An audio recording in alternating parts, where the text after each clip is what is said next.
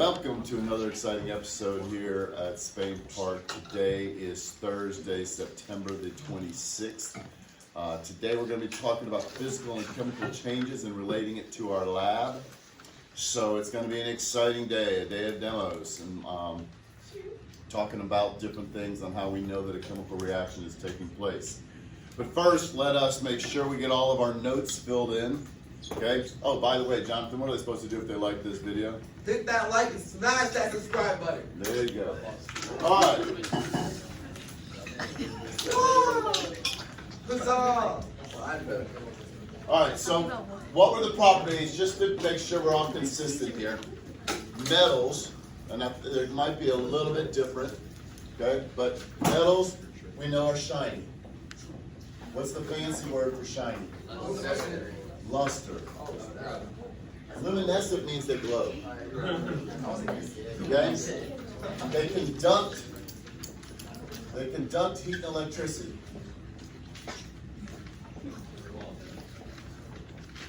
Okay? Later on in the year, we'll learn about what it is about their makeup, how they bond, on why they can conduct electricity in the solid. They're one of the few things that conduct electricity in the solid state. Okay? They reflect heat and light.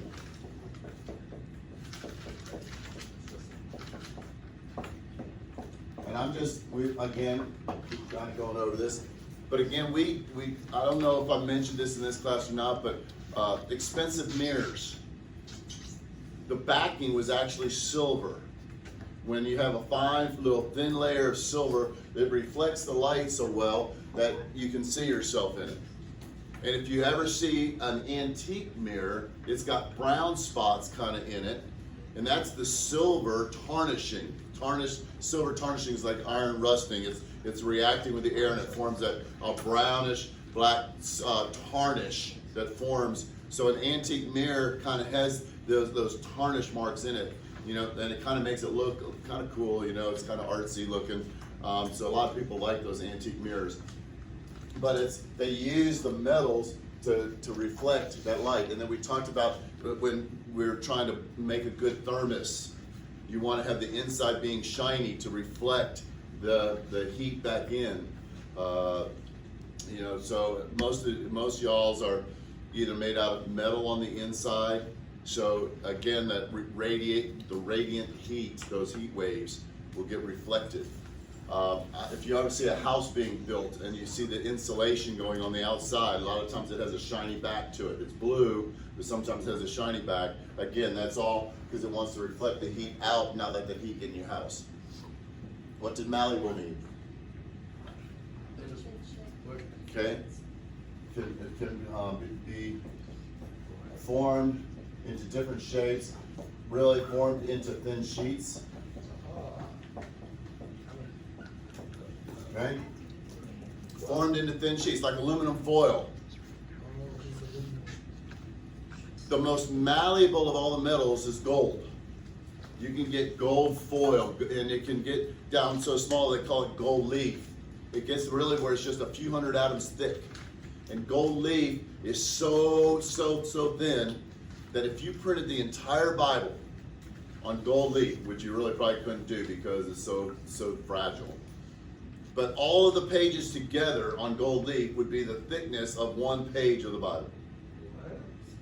Yeah, I mean, that's how thin gold leaf is. All right. Matter of fact, some of the posh restaurants in New York and Paris actually put gold leaf on their pastries. Okay, and you actually eat the gold. Now, what's crazy about that is that gold really is non-digestible. Okay, it's very non-reactive. So you really are, you know, just basically going to be flushing that gold down the toilet at some point, you know, unless you go panning for gold, which I don't recommend. But yeah, it's not a pleasant thought. All right. Aaron, that's my way to make money. Yeah. By the way, hey, Aaron, is that what they call you? Hey, Ron. Hey, Ron. Triple A battery. To what? Triple A battery. That's him? That's it. Triple A? Okay. Triple A. All right. And what are you? Whatever. Chill. You can't say you can't say those names on video. Yeah, Jackson, I've been bragging about you to your daddy, so be good. All right. So what does ductile mean? What does ductile mean? Drawn into wire. Okay. So now, what are the non-metals properties? Eric. They're going to be brittle. Okay. This is the opposite, brittle.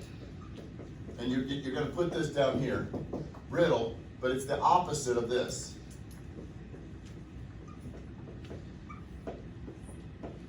So if it's malleable, you hit it, it changes shape. If it's brittle, you hit it, it breaks into smaller pieces. Now, brittle does not mean fragile. A diamond is the hardest natural known substance, yet it's brittle. Because if you hit it hard enough, it doesn't go flat, it breaks into smaller pieces. So we saw the sulfur was just a powder, okay? If you ever look at any of these things, like iodine is a solid, but you hit it, it's going to become a powder. None of these things are going to be malleable or ductile. What else? Do they have a luster? No, no luster. Are they going to conduct heat and electricity? No. So what do we call something that doesn't conduct? But there's another word for non-conductor. Insulator. There you go, insulator. But do we still already know luster though? Like, they're not the opposite.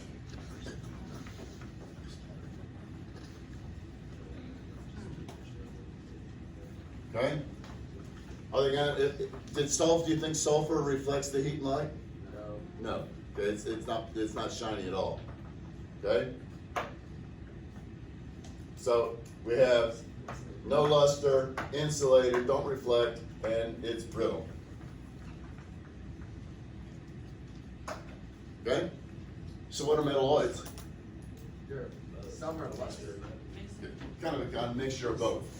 Okay, so again, what did we call this zigzag line? A zigzag line.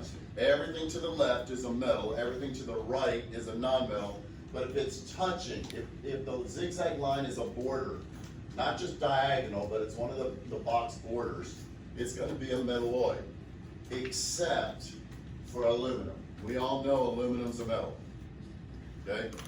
We aluminum cans, aluminum's everywhere, we know aluminum's a metal. So that every other one that touches, okay, and then things a lot of times don't include astatine because it's radioactive and it's not very common, and so they stop at polonium. You don't have to memorize those, you should just know the ones along the zigzag line are your metalloids, okay? Would the ones diagonal be it? Down here, Like, would BI, no, would BI be one? bismuth, no, again, it's diagonal, it's got to be a border, okay? Thank you. And they're listed there in your notes. Okay. Now I just wanted, we went through that fast. It seems like we were running out of time when I was going over that, so I wanted it to be consistent. Now, notice how much, that was all on elements. Notice how much we have on compounds. Okay? What's the smallest part of a compound that can maintain the properties of that compound? The smallest part of an element was what? Atom. What's the smallest part of a compound? Element. Molecule. Some keeps throwing out words. Eventually you get the right one. When you look at these right here, the smallest part of water is going to be a water molecule. But water can be decomposed. Hydrogen and oxygen, they can be decomposed into protons, neutrons, and electrons, but it's no longer going to be hydrogen. Hydrogen, the smallest part of hydrogen that can still be hydrogen is the hydrogen atom. The smallest part of water, it can be broken down into hydrogen and oxygen, but the smallest part of water that can still be water is H2O molecule. Okay? So it's a compound that's pure, but a substance that can be further decomposed by ordinary chemical means. We can put electricity into water and it'll break it into hydrogen and oxygen. You can heat it up strong enough, it's got to be really high, but You can decompose it into hydrogen and oxygen. But once you decompose it, it's no longer water. Elements can't be really decomposed any farther. Okay? So when we mix things together, here's the thing that we really got to focus on. When you mix things together, just to get some of the glare out of here, there are three differences then between a compound and a mixture. So think about iron and sulfur. When you mix the iron and sulfur together, did you have to measure out how much you mixed together? You could just mix any amount, right? But if I'm going to make water, what ratio do I have to have on the water? 2 to 1. 2 to 1. It's got to be H2O2. If it's not H2O2, it's not water. There's another compound, H2O2. Does anybody know what that one is?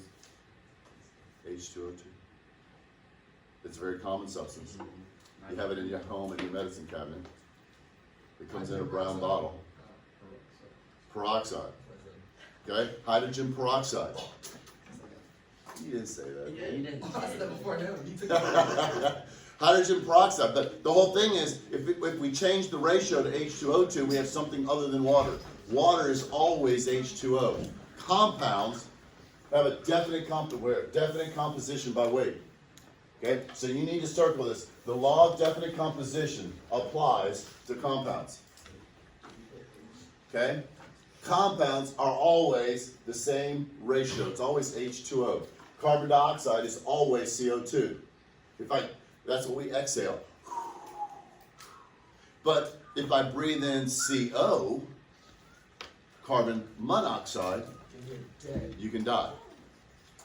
And the reason being is that carbon monoxide forms a more stable complex with the hemoglobin in your blood. What's the function of the hemoglobin? Carry oxygen. Carries the oxygen to your lungs. Well, the carbon monoxide will attach to the hemoglobin more than the oxygen will, and it doesn't let go. So when you exhale, it sticks to the hemoglobin, and so your hemoglobins get all tied up with carbon monoxide, and you suffocate. And you get flu-like symptoms, and then you fall asleep and wake up dead. And so it's just not good. Okay, it's just, and unfortunately, it's not super common, but that happens a lot with people that have gas heating in their house. If there's a flaw in it, they can fill their house with carbon monoxide, and you go to sleep, and you just never know it. And anyway, it's sad. They like testers though. Yeah, they do have carbon monoxide, just like smoke detectors. You got carbon monoxide testers you put in your house. Oh, yeah. In a compound, the components lose their individual identities, whereas the components of a mixture retain this. So again, let's go back to iron and sulfur. In iron and sulfur, did they change at all? Sulfur stayed yellow, the iron stayed red, reddish brown. Okay. Was the iron still magnetic? Yeah, was the sulfur still not affected by the magnet? Yeah. So they retained their individual properties. But here's the great mystery in life. How can hydrogen that's a gas and oxygen that's a gas combine together to make liquid water? When they combine chemically, in a compound, the components lose their individual identities and they form a new substance with completely new properties. So water has completely different characteristics than hydrogen gas or oxygen gas. They combined chemically, they didn't just mix. So in a compound, they lose their identities. In a mixture, they retain their identities. And in a compound, there's evidence of a chemical change. Hey, you guys are all saying, when you mix iron and sulfur, did anything happen? But how do we know? Okay? How do we know? So now I want us to make a quantum leap. We're going to jump over 2 pages.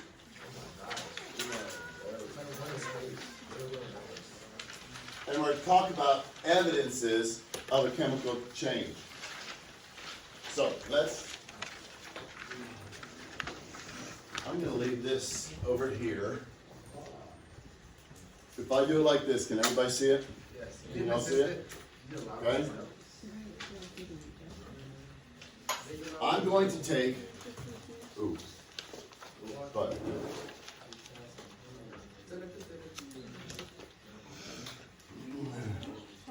Making my way, bro.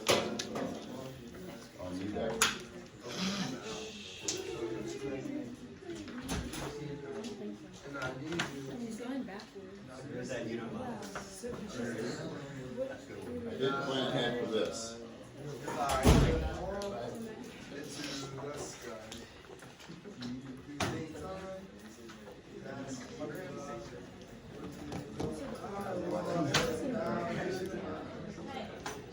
All right, here we go. Here we go. So I'm going to take some ordinary white great value sugar. Okay? Now I'm going to do a chemical reaction with this, and what we're going to do is we're going to look at and say, okay, gentlemen, we're going to be focused in on how do we know that something is happening? Okay? How do we know that something is happening? Now this is what we call a fume hood. Okay? It's just like the hood that we use to burn the magnesium. Okay, but this has a filter in it, and it's supposed to catch all of the fumes that are be given off and filtered it and not let it come out. Now, it doesn't get all of it. So I'm going to open this door, and I'm going to ask that you open that window. Just pull that bottom lever out. Just pull the bottom lever open, and then push. You just said pull the bottom. Okay, there you go. So go ahead, push it all the way. That's good. There you go. Good. Hopefully we get a little airflow. All right. Now, just as everything in chemistry, we can get a life lesson from this as well. Okay? So, as we're watching the sugar, okay, and we can actually go a little bit more. As we're watching this sugar, we can let it represent you and I when we are mere babes. Pure, innocent, sweet. The quintessence. Okay? Oh my God. Sweet. Everybody loves sugar. Everybody loves the baby. It doesn't matter whether it's throwing up on you or whatever. You know, you just deal with it. Oh, the baby's so cute. He's so sweet. Everybody loves the baby. Okay? But then you become teenagers. And What is that supposed to And what I refer to as the vices of this world, the sex, the drugs, the alcohol, okay? Now, but they, hey, listen to me. They come in looking so innocent. So, hey, it looks just like water. Hey, it can't be wrong when it feels so right. You know, it's just, okay? There was a song about that back in the 70s or 80s. So in your naivete, as a young person, you say, hey, whoops, safety first. Safety first, okay? So now we just pour just a little bit in. Hey, I'm just going to try just a little bit.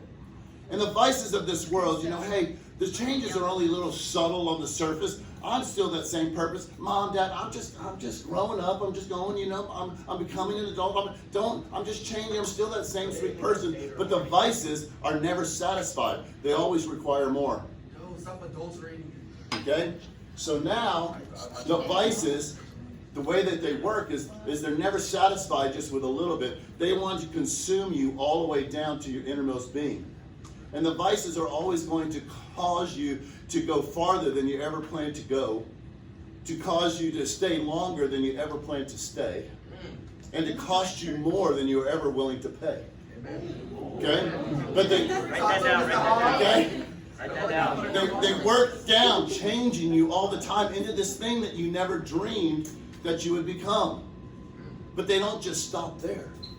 The changes start to cause you to grow and grow like this about more than just sugar. and grow and grow into this nasty looking, foul smelling, What do you call it? caustic to the touch.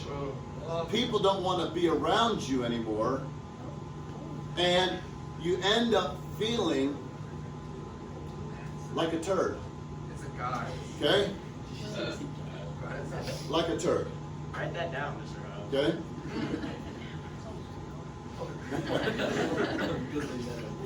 So, I wish now that there was something that I could add to this to change it back into the white pure sugar that it once was, before the vices caused the change. But it would take something supernatural to cause it to go back. Now, here in a public school, I'm not technically allowed to talk about that, but I will tell you this: there is a way. There is a way. And if anybody feels like a turd, I promise you there's a way to get back to that sweet, innocent. This is Suicide Prevention Week and month, okay? So sometimes we feel like a turd, feel like there's no way to get back to where we were, but I promise you that there is. I promise you that there is. My brother was a high-functioning alcoholic. He walked onto a plane to fly. He was a F-16 fighter pilot, and then he was flying for United, and he got randomly tested. Okay, he had been an alcoholic for years. Got pulled off the plane, did not pass the alcohol blood test, even though he hadn't drank in over 13 hours, because his liver was no longer processing the alcohol. From that day on till today, he's clean and sober. Okay? And he's actually got a ministry for that. My sister lost her family, lost her husband, lost her kids due to meth. Okay? Battled it her whole life. Okay? But got free at the end. Okay? Now, it cost her, the consequences cost her. But she died happy and clean. Okay? There is a way. There is a way. If you ever want to know. All right. Now, looking at this. Going back to chemistry. How did we know something was happening? We saw smoke, gas coming up. Okay. Just so you know, it's too hot for me to touch. It changed color. There's no Okay. All right, so let's talk about all the different things. Okay, hey, listen. We're back to chemistry. We're back to chemistry. It changed colors. white to black. Okay, again, super hot. Okay, too hot for me. I'm trying to touch it to try to get this out. It's like, Okay. what? Open it in the water. Okay, focus over here. Oh. So when I look at this, it's now brittle. Okay, it's actually just pure carbon now is what it is. Do we know what the formula of sugar is? White sugar.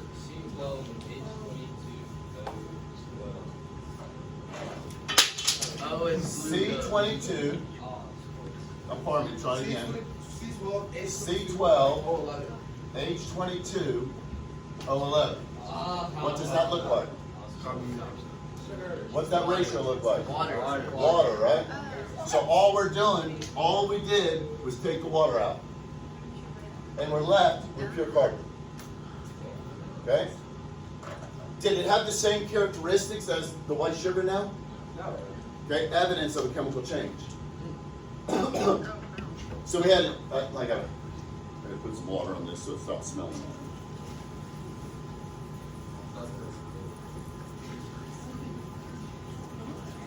Yeah, water. Sugar. All right. Now look.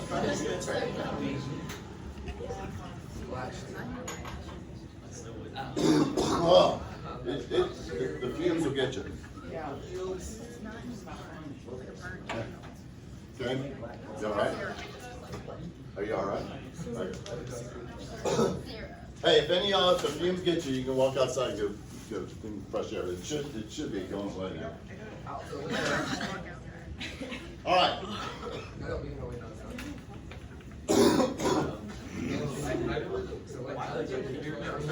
Hey, listen, if it's exothermic, change in heat, there was definitely a change in heat. If it's exothermic, heat's released, what happens to the surroundings? It gets hot. It gets hot, okay? It gets hot. So if it's an endothermic reaction, if it's endothermic, what happens to the surroundings? Cold. They get cold. It's cold. It's cold in here.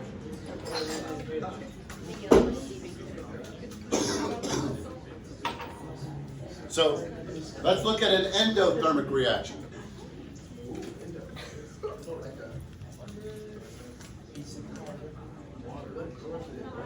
Okay, got some water.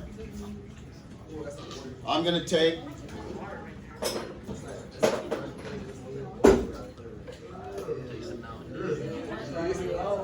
all right, I'm going to turn this off for a second. Look, hey, John, here we go.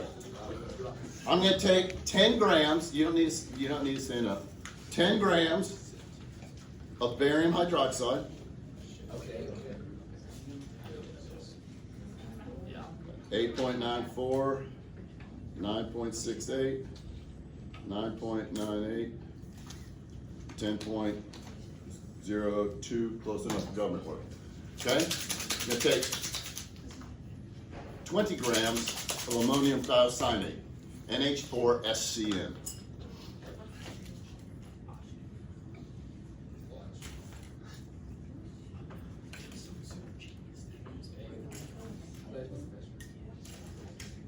Like you just got to get to 30. I'm at 29.67, 29.88, 30.02. Okay? Exactamundo. Now I'm going to begin to stir it. And as I stir it, the chemicals, usually they don't react as solids, but somehow or other these solids react. Can you see how it's kind of making a slushy? Should we drink it? No. No. You do not want to drink this. Okay? But there is a change in temperature. The question is it cold? Nope. Well.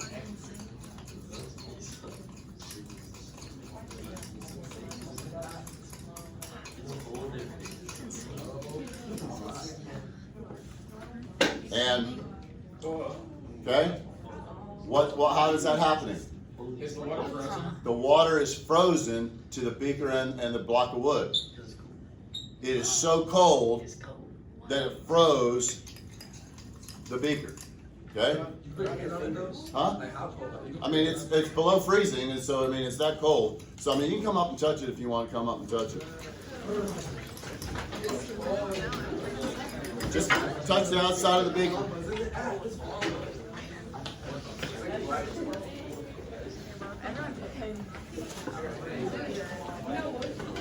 I mean, it's cold.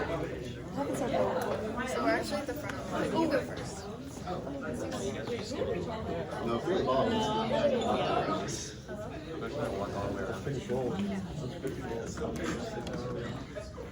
This is probably one of my coolest demos I do all year.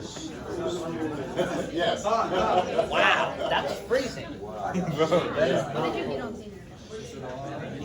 No. Triple A says not cold. What Triple A says goes. Mr. Hobbs, I got that. Oh, it's cold. It doesn't freeze things unless it's going to be cold. That was not a very aggressive touch there, Stella. All right. Again, it's frozen solid to that. Okay. So this was, okay, refocus now. This was what we refer to as an endothermic reaction. It got cold. Now we'll talk about energy changes here. Y'all listen, we'll talk about energy changes later on, but we just need to know in an exothermic reaction, if the surroundings get hot, you burn a piece of paper, fire's given off and heat's given off. That's an exothermic reaction. The surroundings are getting hot. Okay? Here, the surroundings got really cold. Did we do in the lab any reaction where it got cold? In the lab. In the lab. Did we do anything that got cold? Yeah, we did one thing, but I forgot what it was. Wait. You should. I think it was like. Oh well, I had one. Okay, what did you have, Stella? Hold on. Let me look. NaHCO3 NaHCl3, which somebody just said is baking soda 0.0 mH. with HCl. Okay, that's No. hydrochloric acid. We Sorry. put the acid into it. That's on my paper actually. Okay. I spilled it. But it got cold. All right? It got cold. Did anything get hot? Yeah. Yeah. Which one? The magnesium. Well, the sugar, we heated it up. We put it into the fire. Magnesium with HCl. The magnesium with HCl, though, in the test tube, it got hot, didn't it? Any other one get hot? The burning of magnesium. Anytime you burn something, it's exothermic. Okay? Now, did we see a change in color? Yes. Definite change in color. Okay? Was light given off in this one? No. No. But in any of our labs, was light given off? When we burn the magnesium, a bright white light, right? Kind of made you see spots. And by the way, I told some of y'all individually, okay, ladies, when you go to the fireworks and you see the big white flash with a boom, it's all generally it's just the big loud boom and there's a white flash. That's magnesium. It's that white flash is magnesium's in that firework. All the different colors are different chemicals, different elements really that are in there that burn different colors to get the different colors of your fireworks. There's so much chemistry. And somebody asked, how do they make all the shapes? I have no earthly idea. That's just really amazing technology. Okay? Now, I'm going to skip this one. I'm going to come back to it in just 1 second. But electricity, a battery is a chemical reaction that produces electricity. So if electricity is produced, that's evidence that a chemical change is taking place. Was there a change in odor in here? Yes. Most definitely. Okay? Most definitely. Was there a change in texture? It changed from 100%. Were there any bubbles given off? Gas. Yeah, it was definitely bubbling as it was coming up. But did you have a lab, in the lab, did you ever have one that bubbles were produced? Yeah. So that's an indication, that's an evidence that there was a chemical change taking place. Now, one more evidence is the formation of a precipitate. The formation of a precipitate. So if I go and I take this, okay, 2 test tubes, and I take some calcium chloride, okay, I only need 1 test tube. I don't know where to go. Take some calcium chloride, CaCl2. never do it with your hands. Okay, never do it with your hands, you are correct, but I'm a trained professional, I know what's gonna happen. Okay, so here's the CaCl2. And I take this, and I put, that's why I wanted to have this, I put some silver nitrate into it. Okay? Now silver nitrate's another clear, colorless liquid. So I know that these are solutions. Solutions are always clear, not necessarily colorless. We saw the blue ones the other day, but they're clear. If you can see through it, that means the particles that are dissolved are very tiny. The tiniest of all of them. If I pour this through a filter paper, nothing's gonna come out, okay? But when I mix them together, now again, I'm a trained professional, do not attempt this at home, okay? Anybody want to guess what might happen to color? The thing at the top. No, it's not. I wouldn't be holding my hand if it was that one. All right, again, it usually doesn't explode. I'm just kidding. Here we go. It's gonna get hot. Ooh. Whoa. Okay? Bubbles. Let's pour it all in. Okay? So it forms, now see how it's cloudy? Now see how you can't see through it anymore?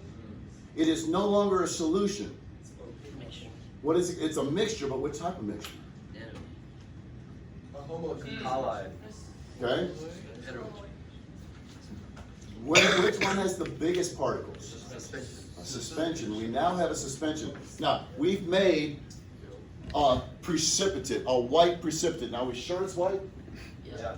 Y'all are colorblind, right? Oh, I am. So I like for. I'm gonna take this and put it out the magic window of science, even though there's not a whole lot of sun, not a whole lot of magic to go on, okay? It's gonna turn. What if you accidentally drop it? Dr. Essender's office right below me. Mr. Hobbs. The boss. Okay. It'd help if it's a little bit sunnier, but is it light? Looks the same to me. No, It's kind of grayish, and if there was bright light outside, it could go almost purple color. Okay? But it's no longer that white color, right? No. Here's something crazy. Back in the day, when you had to take a picture, you had to put this plastic stuff into your camera called film. Okay? Yeah. And then you would go and take a picture, and they would open up and light would hit that film, and it would cause a color change to occur on that film. But then you would have to take 36 pictures, or 24 or 12, they came in those lengths. Once you finished your roll, you would then take it to CBS, and then 3 days later, you would come and you find out if you blinked, whether or not in your picture, you found out whether or not the dress made your butt look big after all, or not, okay? You can find out whether or not, you know, oh, I don't like that pose, you know, whatever, you didn't have your lip just right, all the different things, okay? You guys take 1,000 pictures now and you just delete them, but we had to have film. And on that film was silver compounds, that's why film was expensive, okay? Had silver compounds, and they were light sensitive. The light caused the chemical change to occur. Now, I can take another one. I can take some potassium chromate. Okay? Oh, something was in that one. That one started. Wait. This is Hobbs A.L. Go do one on accident. All right. So we're taking some potassium chromate very slowly. And no, this is not a urine sample. Okay? If it was, this person needs to drink more water. All right, for the sake of time. So we have, now notice, this is yellow, but it's clear. So that makes it a solution. Solutions are always clear. But I take a little bit more silver nitrate. We saw that it was a clear color solution. And I mix it. I gave you a little foreshadowing. What do you think? What color? Brown. Splash. Okay? And you can kind of see the reddish brown, the kind of the blood color. Okay? And as we mix it, it all goes there. Now again, it's cloudy. As soon as it's cloudy, that tells me that the particles are big. Now, this is the one that I did yesterday. Wait, so if it's cloudy, then it's always suspension? Always a suspension. So this is the one I did yesterday. Can you see the red all settled at the bottom? In a suspension, the particles are so big, gravity can't hold on. That Brownian motion doesn't work, and so they settle out due to gravity. So here's the yellow solution, here's the red precipitate. Right now it's just suspended, it's just stirred up, but eventually it'll settle out due to gravity. I could filter this through the filter paper. Okay, when the particles are big, they collect like we did on the other day. We could collect it on the filter paper. Okay, and we can do one more. Pour the tiger's blood on the side. We can do one more. If I take some potassium iodide, if I take some potassium iodide, some Ki, another clear color solution, and I take some lead nitrate, another clear color solution. What do you think? Anybody want to venture a guess on this one? Anyone? Wonderful. Yellow. And you can kind of see the solid. I'm going to watch it. You can kind of see it begin to fall out. Okay? The solid is kind of settling down to the bottom. So again, whenever it goes cloudy, that's the indication that, hey, I've made big particles. I've made a precipitate. I've made an insoluble solid. That is an evidence that a chemical change is taking place. Now, in your labs, you worked yesterday on a physical change. I'll come over here. On a physical change versus a chemical change. All right? So obviously on iron and sulfur, what type of change was that? Physical. Physical. How do we know? Because it didn't do anything. But how do we know it didn't do anything? I need evidence-based claims, evidence-based data comments to back up your claim, your conclusion. They were separated. You can still separate it easily, okay? What are some of the ways you can separate it? Magnet. With a magnet. If you were really bored, You pick it. you could pick them out by color, okay? That would be very tedious and tough, okay? So you need to give at least two evidences based upon what we observed in part A. Not just random facts, but based upon what you observed in part A, the properties. What other properties about iron and sulfur did not change What other properties? I was still magnetic. Iron was still magnetic, was it sulfur? Somewhat. No. Color stayed the same. Colors stayed the same, okay? Notice how she was raising her hand, okay? Colors stayed the same. So you give me evidence-based reasons for why you made your conclusion, okay? If it's a chemical change, I need you to tell me which of these things you saw to give evidence that it was a chemical change, evidence of a chemical change. You need at least two. Make a complete sentence. This is the majority of your points on this lab are coming from this one side of the page, okay? Yes, sir. Let me put in the blank for 4. Formation of a precipitate, an insoluble solid that forms during a chemical reaction. A precipitate is an insoluble solid.